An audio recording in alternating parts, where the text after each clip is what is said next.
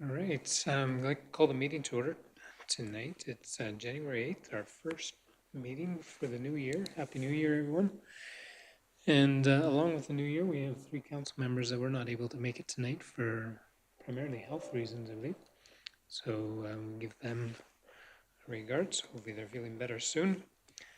Moving on, tonight we'll start with a moment of reflection before we get into the approval of the agenda. So we'll start with a moment of reflection now.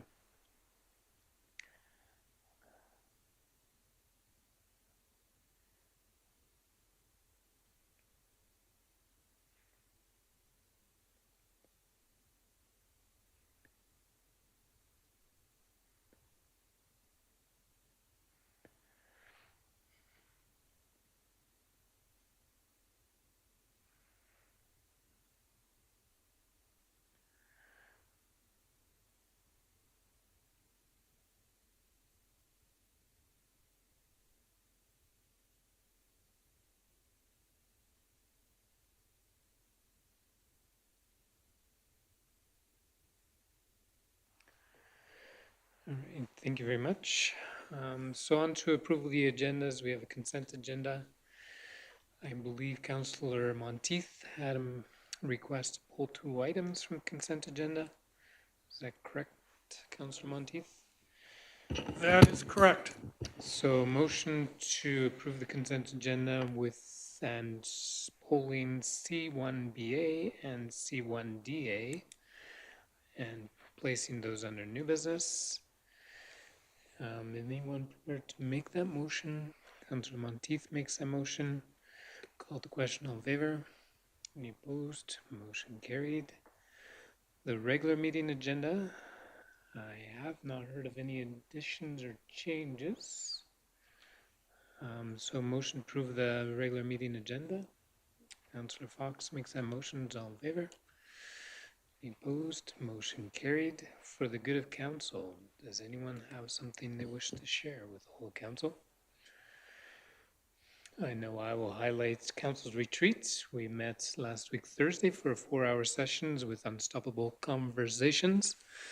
After that, we had some discussions with our planner, and the following day we got an opportunity to meet some of our foremans in the plants, in public works and recreation, along with some discussions with our engineers and further discussion with council. So it was great. Time to spend together. Thank you to the staff that helped organize that. That was really, really well done. So thank you for that. Any other comments from council? Councillor Fox. Just a reminder, anybody who needs one, the 2024 dog licenses as well as 2024 business licenses due date is January 31st. Very good, thank you. Also, yes, CEO Burnett. Just wanted to thank everyone who came out in the community. We had a fundraising basketball tournament at the high school Friday, Saturday, and it was very well attended. Our alumni team from FP Walsh ended up winning consolation, which won an additional $500 for the school sporting program. But yeah, it was a really fantastic weekend. A lot of great volunteers and help and community support. So it's fantastic. And I think last Thursday, was it Thursday as well? Friday we were got to see the new fire truck. So that'll be in the newspaper as well, I believe. So that was really good to see. Finally got here. A little bit delayed, right? But not a whole lot. All right. Any other discussions? Seeing none, we'll move on to delegations for tonight, of which we have the Calgary Climate Hub bringing us a presentation. So we would want to invite Jenny and Colin to be able to make the presentation. So welcome to Fort Macleod, and we look forward to connecting with you. Josh is on the line, okay. Okay.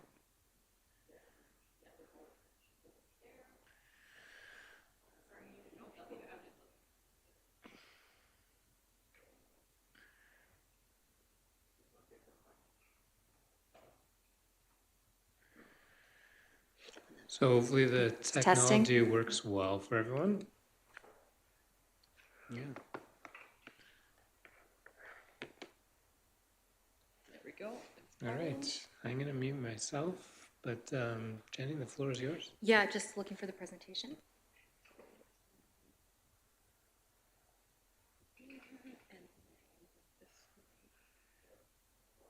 Yeah, just that, perfect. Okay, let me just make sure I know how to advance. So this is going to be, you'll just have to use the mouse, not Okay. this computer. Got it, so just advance like that. Okay, perfect. Okay, yes, thank you again for receiving me. Appreciate your time. So the focus of this discussion is on drought and water preservation. So I'm Jenny Yermy. I'm a concerned citizen. I'm a geophysicist and a former oil and gas development cleanup reclamation expert. Colin Smith, who's on the call today, and I are volunteer members, as you mentioned, for the Calgary Climate Hub. And we're working with many organizations, experts, and citizens to mitigate further stress on water shortages, contamination, and risk to our ecological system. Sorry, I'm losing track of my advancement here. Okay, so what we offer is, like as I said, we're experts. We have a lot of energy for this as we're quite concerned, and some recommendations for council. Obviously, not for council in this case. In this particular case, we have recommendations for you to take to the province, if that makes sense. So this presentation will review the Alberta Environmental and Protected Areas 2024 Drought Risk and Management Plan. It'll highlight the gaps that we've identified and present some recommendations. So firstly, before in the world of assumptions, have you guys seen the this presentation, the 2024 Drought Risk and Management Plans from the province? Okay, good. So that's how I've got this prepared, is assuming that you haven't seen it. So we had the opportunity to see it at the Bow River Basin council meeting. They do a quarterly science meeting, and this one had the representative from the province speak to us there. And so these are, you'll see slides from that presentation. So the outline slide of their presentation spoke about these four things. So they were talking about the importance of water, the current situation, the drought risk, and drought management. So in this case, water management. But what's missing from this, in our view, is upstream preservation. Any discussion around poor usage, and as well waste that might not be included in this plan. So we were told that this is sort of the order of preference in terms of how water will be, issued to groups. So they suggested that public health and safety should be primary, and agriculture being next, industrial, commercial after that. So again, when we get into aquatic species, I don't think they intended on that being down the list, but you get the idea is that we want to make sure people are safe first, and that we're able to, have viable activities. Okay, so then they spoke about the current situation. So there are 51 regions that are currently in water shortage. I think you guys are all quite familiar with this. I assume there's been lots of conversations in the South around this, okay? And that there's 4 communities that are currently trucking water. So I'll just keep moving. And then of particular interest to this group is the Oldman River. So the Oldman, this was as of November 30th. The Oldman was 37% of its historic flow and 25% of its storage capacity. So, and especially being that for this time of year, we were told that the expectation is if there's if there's low snowpack, yeah. Can you tell me how much snow we would have to get back to where we normally should be? I can't, no. Then that would be helpful information. Whoa, sorry for the feedback. I agree. They didn't speak about that, but that's an excellent question. I'll take that back with me. But from what we were told, the assumption is that we are not going to get the expected levels. So as you'll see, Okay, so let me just make sure I'm giving you all the information here. So what they, as I said, they talked about these lows, and I should say also that because the St. Mary is extremely low, and again, you guys can probably tell me better than I know, that's putting extra pressure on the old man.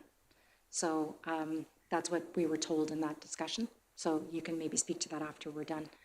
And then just, they mentioned the further drought is expected, as I said, this low snowpack and another intense fire season. So what isn't included in this so far, you'll see, is no mention of water usage around fire suppression. So the approach presented is just to expect drought and hope for snow and rain. It's literally what it says in this presentation.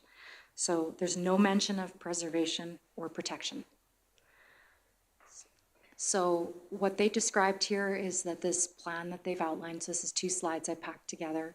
So they're saying right now they're doing this education and information and sharing. So that's why I'm here. I'm speaking about what I understand from that effort. So congratulations for that. I'm glad they're doing this work. They want to do collaborative agreements and use the regulatory tools for the time being, and potentially declare a state of emergency. So from what I understand, we're in stage 4, which is the highest we've ever been in. And moving into stage 5 will be the first time that the province would move into that level of drought. And what that is that is provincial-wide state of emergency. So this is their timeline for making decisions. So again, might seem extreme that I'm driving down from Calgary to speak to you about this, but as you can see, the time frame is not really allowing for much back and forth, which is why I'm using this opportunity, thank you for this, to talk about it today. So what they are describing is to just sort of business as usual until we get into March and April. And to your question, Councillor Monteith, they said that this is based on if we don't get usual snowpack, if we get the low snowpack that we're expecting. So they're looking for a decision point in March or April, again around this potential state of emergency declaration. And then what they also spoken about is until then, the efforts will be done through FITFR. So again, I'm not an expert in this, but I'm going to do my best, which is first in time, first in right.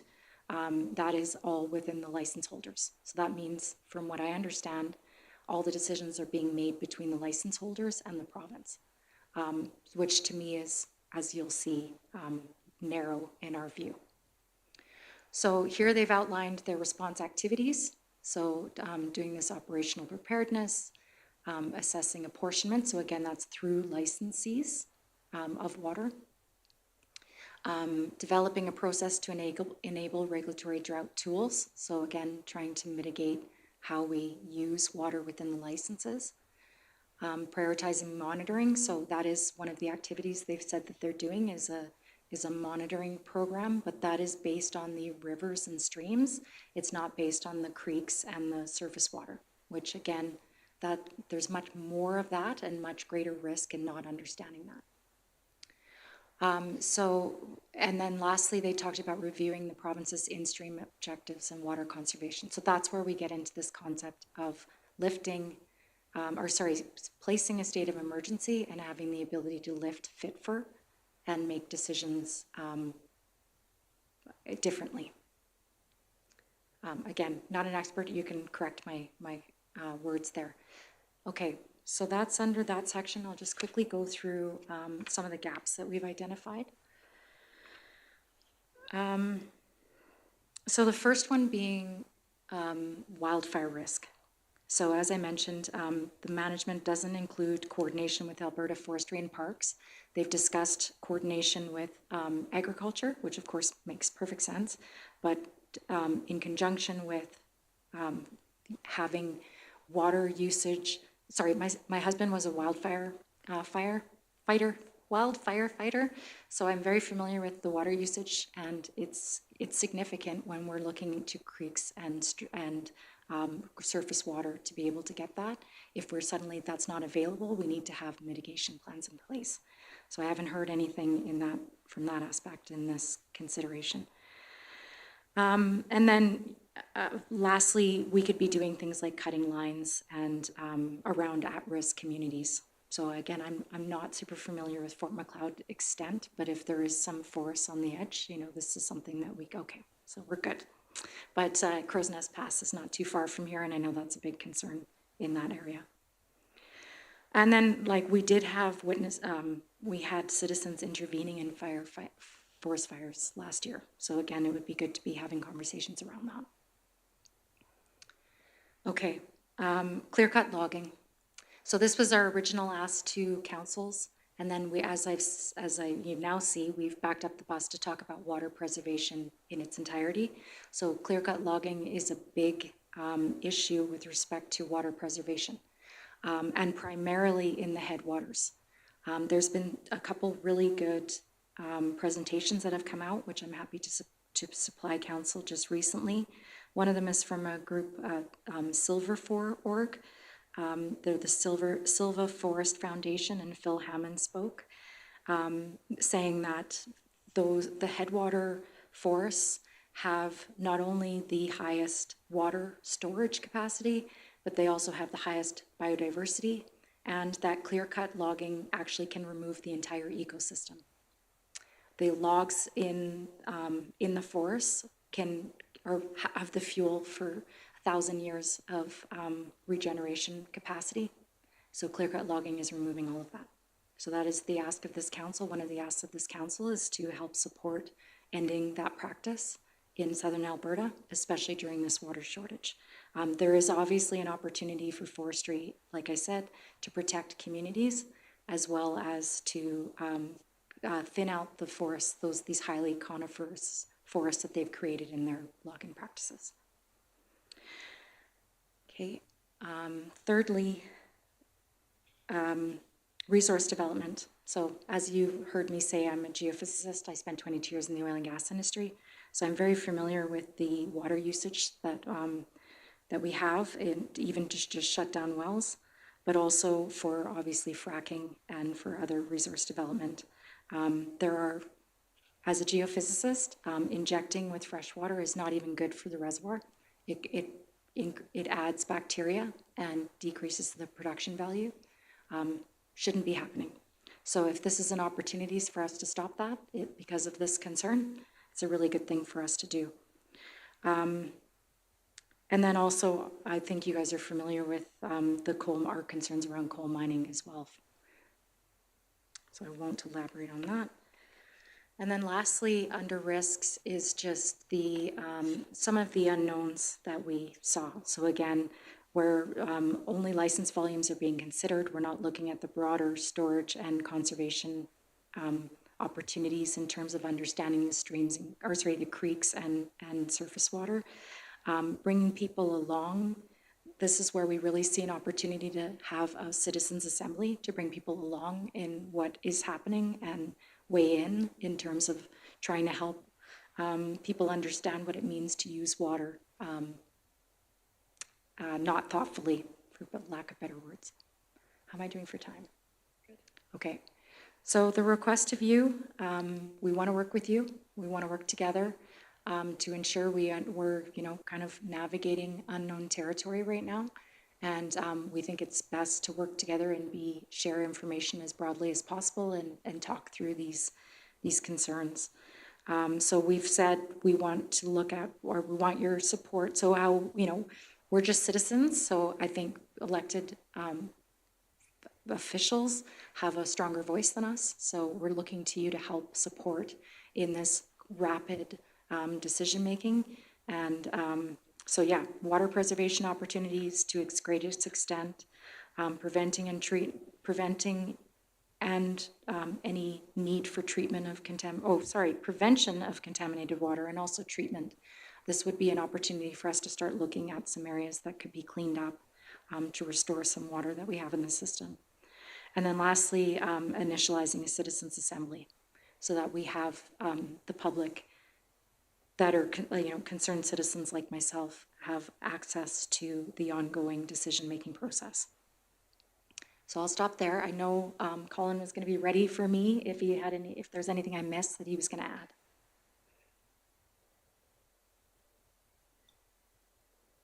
Hello, can you hear me? Yeah. Great.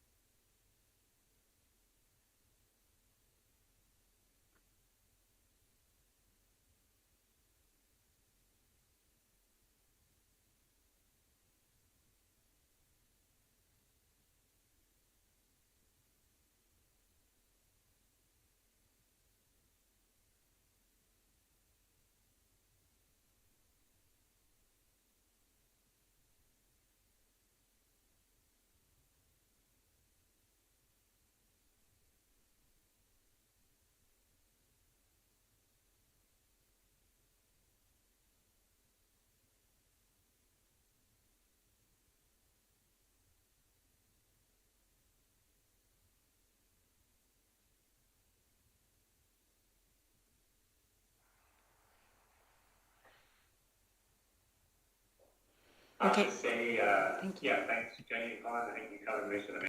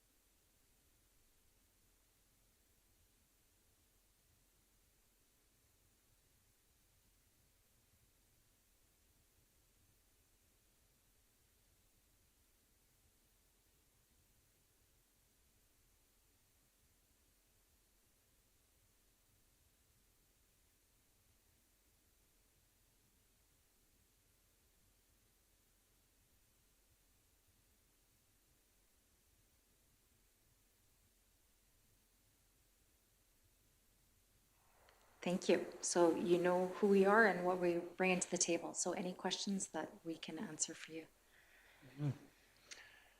I had a couple questions. You said 51 regions were in critical water shortage. How many regions are in Alberta? Great question. Do you happen to know, Josh?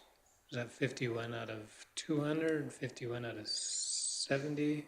I can show you the map again here. So you get a sense of it here. It looks like it's about a third of the province, would you say? All of those sort of pink areas highlighted? The highlighted pink ones, or that's 51? Yes, I believe so. Yes. I can't read that from here. So, yeah, about Water shortage advisory. Yes, I can see a bit of it there. Yeah. maybe about a third. Yeah, For the and like I've province, looked or- at this map several times, not in this presentation. This is a public map. Yeah, so that looks familiar to me. Those 51 is about a third of the province. Okay. Also, stage 4 you mentioned, right? We're in stage 4 now. Stage 4 out of stage 5. So stage 5 5 is possible stages. Stage 5 is like There's going to be communities that will Emergency. not have water. Yeah, Okay. this is emergency situation planning, adjustment, etc. So we're stage 4 in the province as a whole, or in just some of the regions? So there is a bit of, I've heard two things. So when we heard from the province, the conversation was around making provincial-wide decisions. But I've spoken to City Council, Calgary City Council, and they've said state of emergencies happen on a local level. So I've said that's what we were told. I'm not sure which it is, but it's my understanding from the province that they would be looking at provincial-wide decisions. But perhaps that's not how, well, this is new territory, right? This is Yeah, the for first time that they would be declaring this. So, yeah, there's a bit of range in what we understand right now. Okay.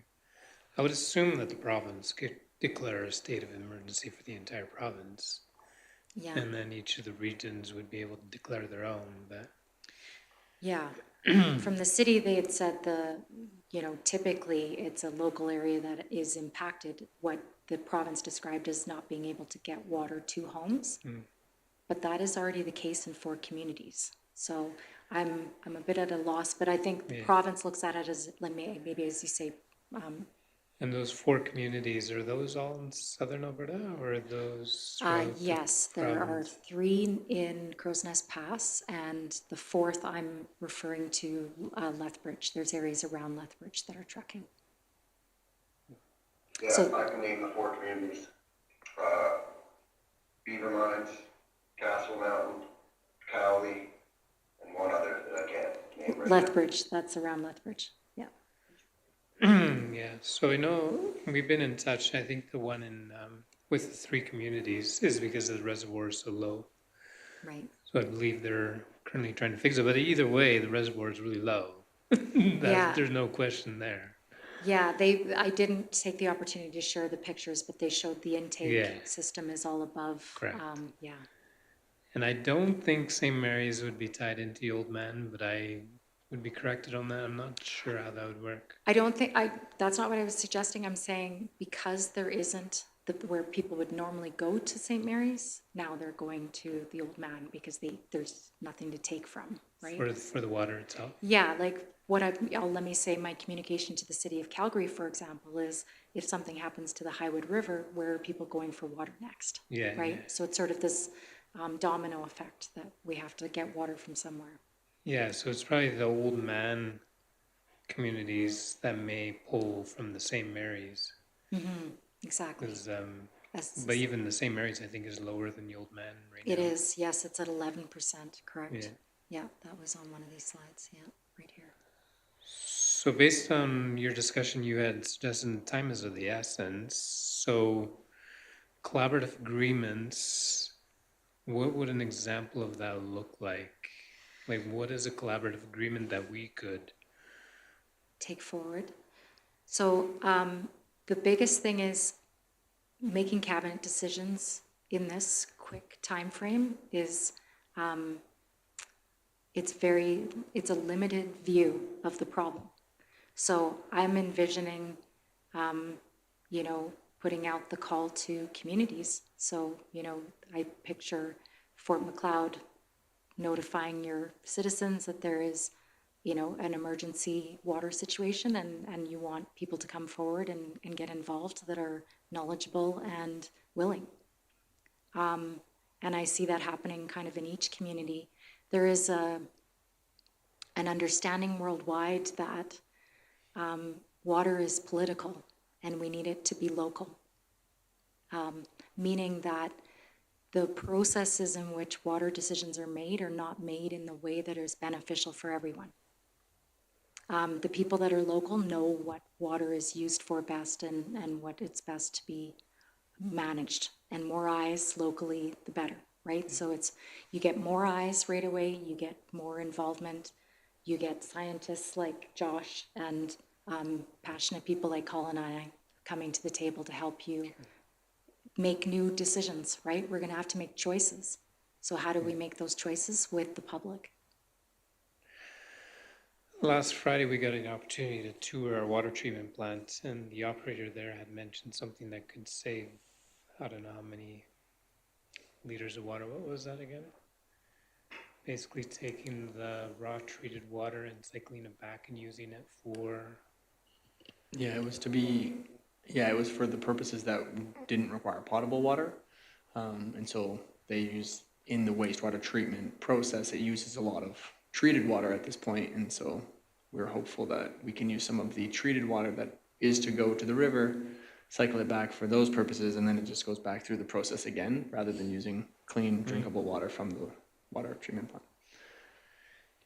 I don't know that that saves any water necessarily, but it definitely makes more sense to do that. But some of that is from what I understand, it's in the Alberta environment restriction. It doesn't allow us to do that right now. Am I understanding that correct? I don't think we're quite 100% on if it's allowed. Curtis and I were working to see whether or not it can be done. Obviously, it has to be engineered and then approved because, right now it says we're supposed to put that back into the river. Are we allowed to take it, run it through for those processes, and then run it through the system again? So, Right. unknown.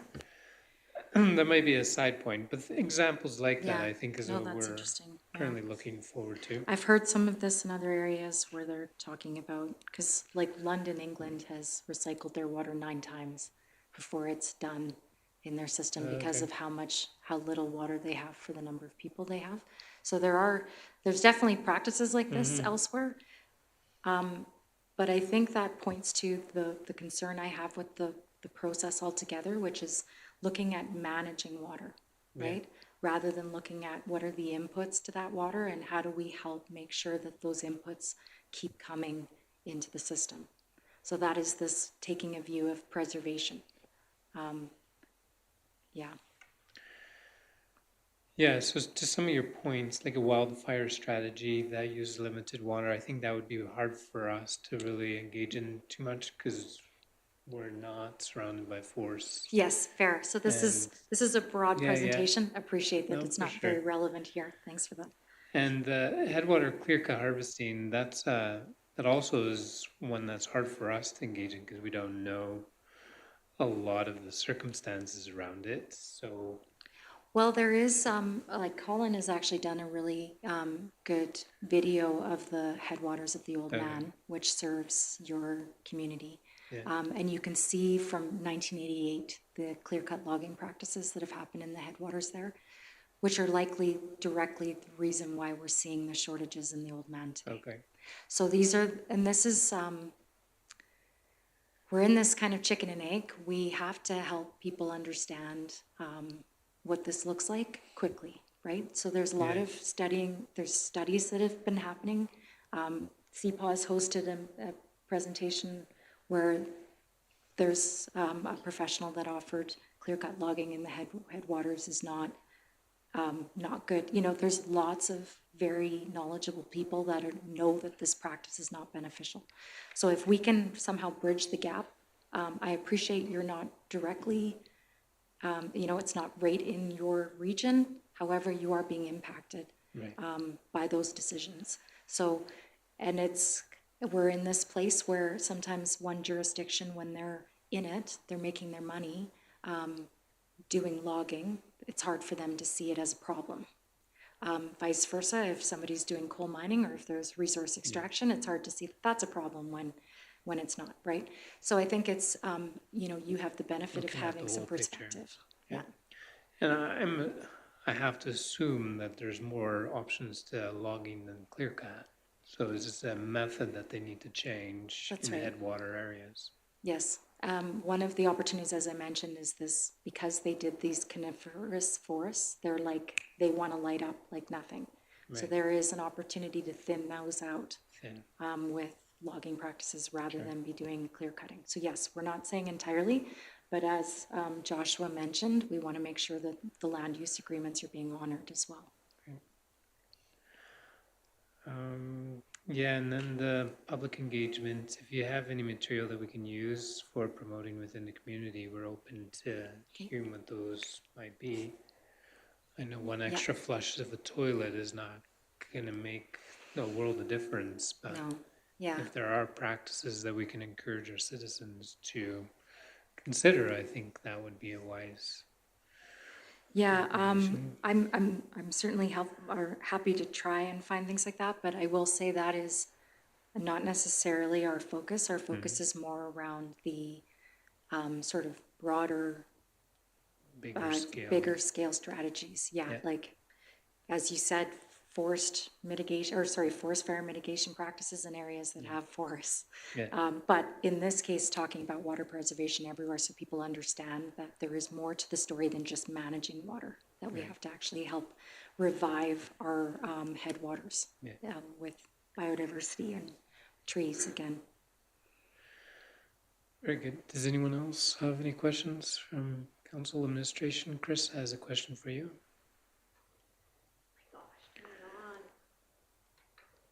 Hi, Jenny. So I'm Director of Finance, and I know that we are a member of the Old Man Watershed Council. So practically, how could they maybe help us with maybe more of the grassroots stuff that we want to talk about? Or have you engaged with them at all about this? We have, yes, we engaged with them early on. They weren't prepared to take any sort of position or action when we were speaking specifically to logging. That being said, there was a member in attendance at the Bow River Basin Council Committee, and certainly a lot of concerns raised in that room. So I think there is I think there is an opportunity for us to be having conversations with them and get a position from them now that this, number one, is becoming more of an urgency. So I need to circle back with them. That's a long way of telling you that. Thank you. Very good. Any other questions, comments? Christine? Answered all your questions. Jim, did you have any questions? I don't have any questions, but I do certainly have concerns. When we did our tour of our plant, we went through the different levels of what we weren't going to be able to do if the drought reached certain levels, and it's a little scary. So, we do need to look at this. One of the fellows I have coffee with after curling tells the story of where he goes camping and whatever, and they clear-cutted the whole area and it just washes everything out. So he's, naturally disgusted with it, and rightly so. So we do need to look at doing things differently. You fly over the mountains, you see half a mountain clear-cut. So what's the strategy there? So, yeah, we do need to look at these things. Thank you for that. Yeah, there was something I was going to add, but I've forgotten. Yeah, thanks. Now, if we were to take this any further, say with the province regarding clear-cut forestry, what does that look like? Would you recommend? Well, High River, Okotoks, and Cowley issued letters to the province requesting a moratorium on logging, some of them in southern Alberta, some just in the valley that was relevant to them. But yeah, it would look like, I think I'm just too close. I'll try this. Yeah, I think it would look like that, just first of all acknowledging that you see that there's an issue. And then secondly, the opportunity I see is to have engagements with councils. I mean, not to go to something that we didn't really enjoy, but the fact that we were able to have conversations around COVID when it was in full blown between the province, between municipalities, there's a strategy there to request some sort of engagement practice like that was. And happy to discuss if there's a better strategy that you see as well. Obviously, I'm offering suggestions in the absence of better No, ideas. yeah, I wouldn't say we would know what the strategy is right yet without digging into it more, but I'm assuming our best avenue would be addressing this with our MLA, Yeah, and she could carry it through to the minister that we are concerned about how some of these matters are being handled, but yeah. Like that's I think something. sorry, I remembered what Jim said that struck me is that information. I don't know how that's getting back to the province, and I think that's really critical information. I would love to know for each town what are those stories? What are the things we can't do if this happens, right? Yeah. To me, we should know that across all of southern Alberta right now in each town. Yeah. Okay. Any other comments, questions? Did you have any closing comments, Jenny or Colin or Josh? I'm good. Are you guys good? My closing comment would just be, yeah, we would love for you to raise your concerns with the provincial government and just add your voice to the growing list of concerned municipalities, because it is a scary situation, and yeah, it's going to take all of us to, diverse solutions to this complex problem. So yeah, I appreciate you taking the time to hear our concerns, and yeah, we look forward to working with you in the months ahead. Very good. Yeah, I think there were a few questions around logging and clear cut practices and so on, but I really couldn't hear them very well at all, which is why I didn't jump in. But what I would just say is that I'm available if there are questions around current logging practices, what could be changed, all of those kind of things. I have a fair amount of experience in the forestry industry, so I'm happy to provide information or contacts and so on. So just to say that, that's an open door for any questions on that. Thanks. Yeah, lastly, I'll just add Josh is building a fact sheet that we're planning on sharing with the municipalities as well. So once that's done, we'll get that to you guys too. Okay.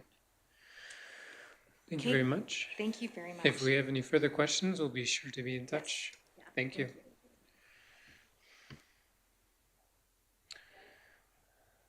Thank you, Josh and Colin. All right, so that concludes the delegation portion of our meeting. I would defer this, I believe, to a future council meeting for further discussion. I don't know that we have all of council members here tonight to be able to further for this, but if administration has any recommendations or suggestions on how we can address it, I think obviously I wouldn't be against logging in the forest, but obviously we do need to be considerate of our headwaters, so something along that line I think would be good to be addressing. Is there anything else you need on that, Anthony, for now? Okay. All right, we'll move on to new business. We have one item, Hockey Through the Ages has a request, and I'll ask our Director of Community Services, Lisa Gillingham, to address for us.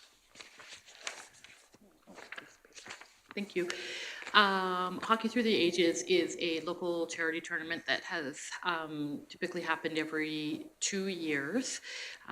They are a group of alumni and other interested parties that played hockey in the community and come back every couple of years to participate in this charity tournament. In the past 3 events, they have raised approximately $177,000. All of this money is donated back to local groups, facilities, and programs. This all stays in Fort Macleod. They very rarely have sent it outside of the community for any type of organizations. This year, they are looking at having 112 participants, as well as their spouses participating if they would like. And a lot of them travel back to their hometown of Fort Macleod to participate in this and are not from here. So this is a really great community event that, like I said, their fundraising dollars stay in the community and support local charities and necessary and worthwhile organizations in town. They are looking this year to again support a one larger project this year, with almost all the funds going towards that recreation project. The final decisions have not yet been made on that, but what they are asking is that council waive all the arena rental fees for this, since it is a project that stays right into town and will most likely be a partnership with the town should the project be approved completely. So it is our recommendation from administration that because of those things and that it does stay local and the funds stay in town, that we are happy to support the request. And if council is able to approve that, it would be appreciated. I can tell you that in 2022, it's almost $1,300 for ice rental for that weekend. They do also rent the community hall and have not asked for the community hall to be donated. However, I wouldn't be opposed to including that also in this rental request. All right. Recommendation is there. Anyone prepared to make a motion on this agenda item?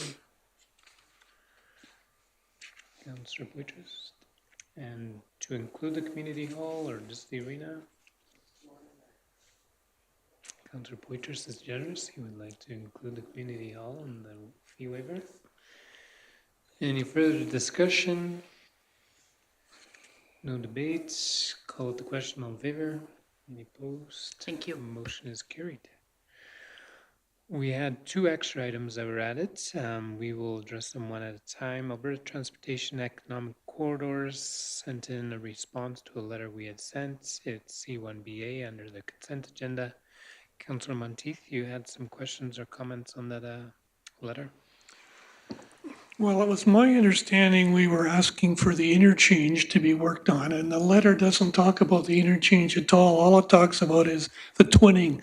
So I'm just wondering if that's just political whatever, or they actually didn't understand what we were asking for. Yeah, I think they responded by saying that Stage 1A project would benefit the town, and they recognize the advancement. However, I can assure that Stage 1A project will be considered because it's currently not listed on the provincial construction program. So I believe they know what we were asking. We sent a pretty clear presentation along with this letter. We met with Darren Davidson at the Alberta Municipalities Conference. We have been in communication already with our MLA to make sure she is putting more pressure on, because this Stage 1A, I think, is a critical project. They don't give a lot of feedback because at the end they talk about significant cost share agreement in place or looked favorably during budget deliberations. So it's like, okay, if that's the case, what does that mean? How does that get done? Who do we talk to? There's no instructions. So a lot of vagueness. I agree, Councillor Monteith, and that's something administration and I have been in touch with our MLA on to see if she can get some more clarification for us. Yeah, it just bothers me when they don't answer the question. And I know it's political speak and they never want to commit to anything or whatever, but we wrote a letter and they sent something back that has, not a whole lot to do with the letter. It just bothers me. I share your thoughts on that. I know when I first got the letter, I was like, what in the world? This doesn't really do us any good. So something that we will be working hard on with our MLA, and I know our MLA understands the project really well. So I do believe she is advocating for us in a strong way, and hopefully we can give her some more tools to do that. Is there anything else you had to add to that, Anthony? Okay. Um, any other questions on that item? Thoughts, question? No. Alberta Southwest, C1DA from the consent agenda. Councillor Monteith, you also had some questions on that one. In the minutes that were attached, I was just going through the number of business licenses, regional ones, and we are so much lower than everyone else. So I'm just wondering, what does that mean? Like Pincher Creek's 92 and we're 32. So why would they have that many more? I'm just wondering if you've got any ideas or you guys have ever talked about this. Yeah, I don't know if Alberta Southwest would have the answer to that question. I think it's more our administration that we should be asking to see if there's reasons why it's that low. I don't know if we have that few businesses that operate outside of our community. That could be one. Where we don't have the same kind of business community as, say, Pincher Creek would. Because I'm assuming Pincher Creek automatically, if they're working in the Crowsnest Pass or regional business license, will give them that much more distance. Well, my thought process has always been that the farther away you are from a larger center, the more self-contained your economy and your businesses are. So I would think they'd be less than we would, because we can go to, Lethbridge, Clarendon, Pincher Creek, all those types of things. So it just strikes me as questionable. Lisa, yes? Sure. It may have a little bit to do.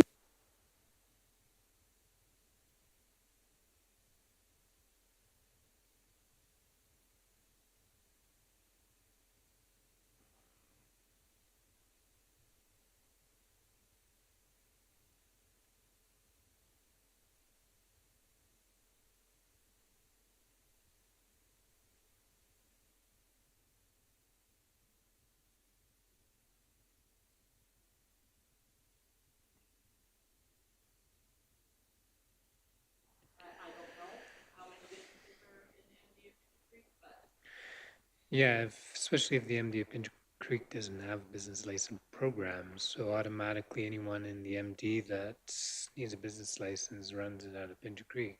But it's good to ask a question, and I don't know if our front desk people need to be encouraged to sell the regional one more. Okay.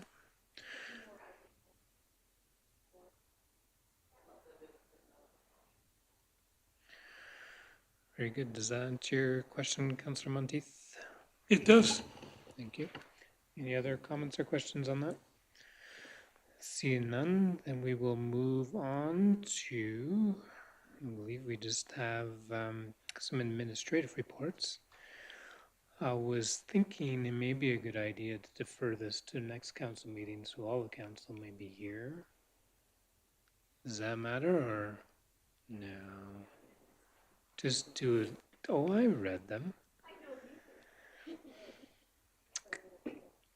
So I'm not, your thoughts on that? It doesn't matter to me one way or the other, but. I mean, Lisa and Chris have been here waiting patiently and eagerly to deliver their reports, and Okay, the missing counselors can read it in the agenda sounds if they good. so desire. So, did you want to highlight any of the Sure. items from your reports? I would, and I do need to make one correction because I lied on a piece of my report. The economic development funding through Northern Economic Development Program, we did investigate that, and I don't know how the comments got in there that I applied for it. We're looking into it, and that was a typo on my part. So I didn't want you to have a question about, hey, how's that Northern Economic Development Program going?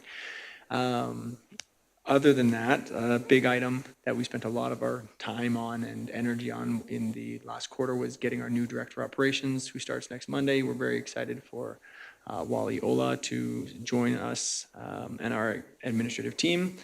A lot of good experience coming into that, so we're really excited about that.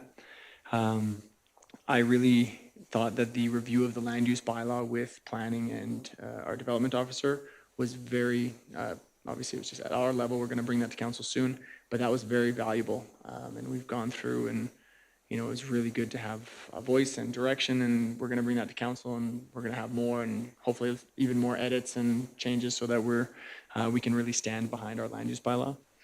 I thought the council retreat was a booming success. I really appreciated council's commitment to being present and, you know, having good conversations. We had someone who was interested in volunteering for the town, and they were just looking for a volunteer opportunity, and so we worked with our development officer to find an opportunity for this person, because we don't want to turn away someone who's eager to learn and to get experience at the town. And so there was a bit of an indexing and records management project that we're able to do that they kind of chip away at when they're able to come with us. And that's not the only volunteer we've had in the last year. We have another person volunteering to help us with our cemetery records. So the town is such a great place to work. People are coming and working for free. So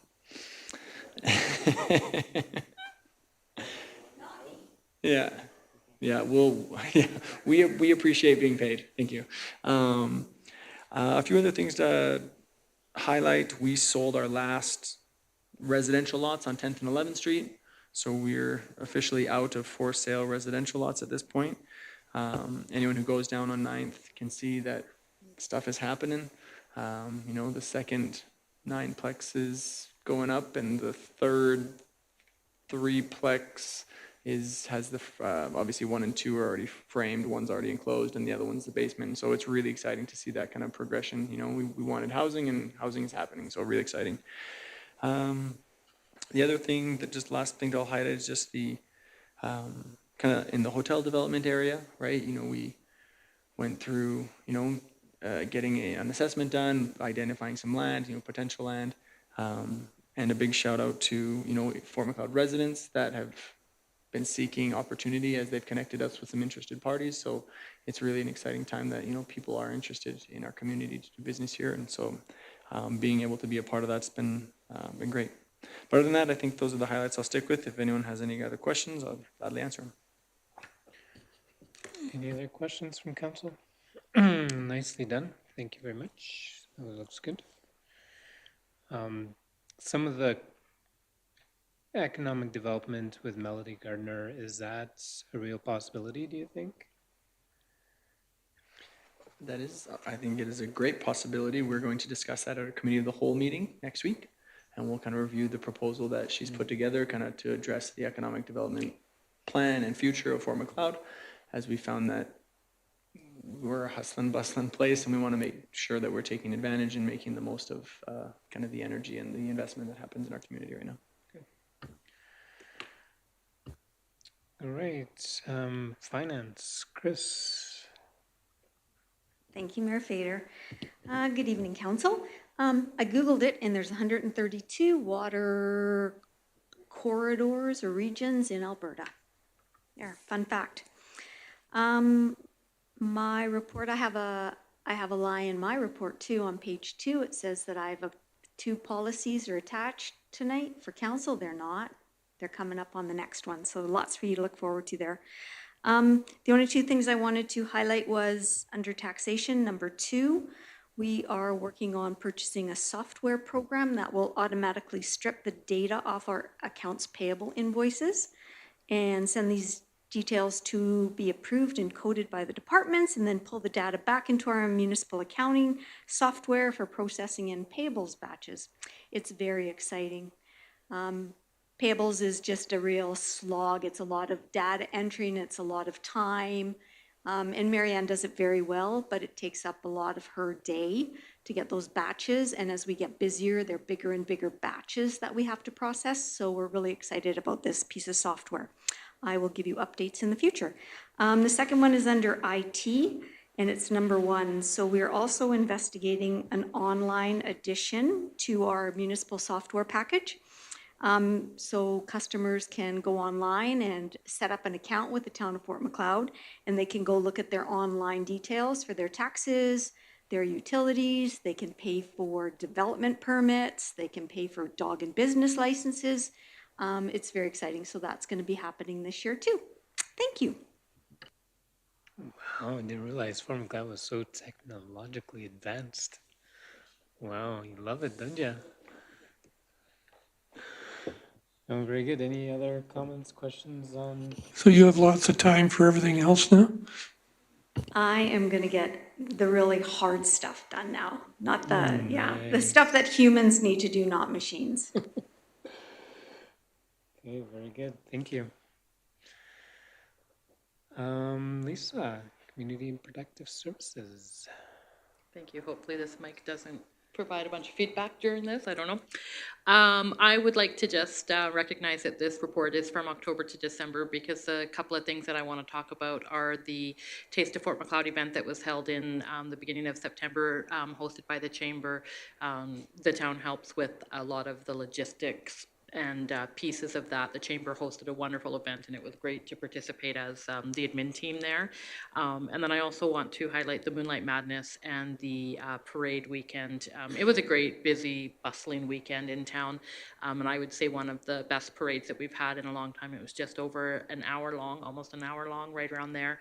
And the streets were packed. They were full the whole route. So I feel like we had more people attend this parade than we have in a long time. So kudos to the committee that we work with, to all the town staff that help pull stuff together, and just make sure that all the signs are up and barricades are up and the streets are still safe. It takes a lot of work. Focus 7 helps too and manages the highways for us. So it takes a lot of planning, and the event, as far as I have heard, went off with minimal issues and errors.